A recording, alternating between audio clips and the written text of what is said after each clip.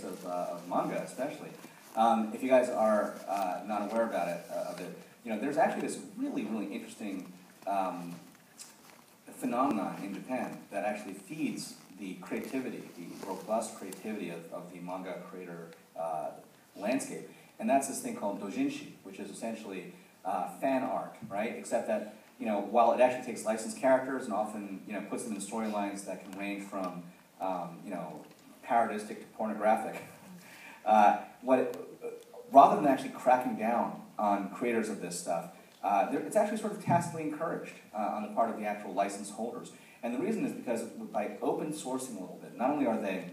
creating new ways for fans to rediscover and engage with the content, but they're also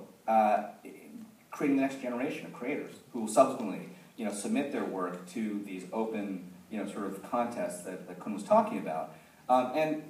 what he was saying too, this whole notion of getting a community to help engage and vote on and rate the work of actual professional artists, that's actually a hugely important aspect of the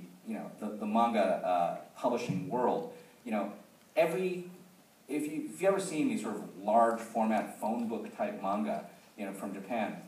every story in there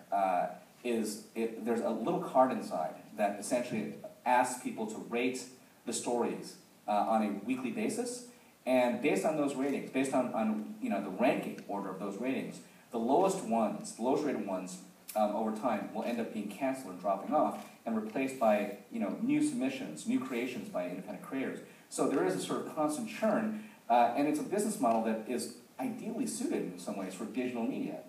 Bizarrely enough, that is not actually something that the Japanese manga studios seem to be interested in, sort of embracing digital media because they're making so much money on the print publications. So that's actually part of the reason why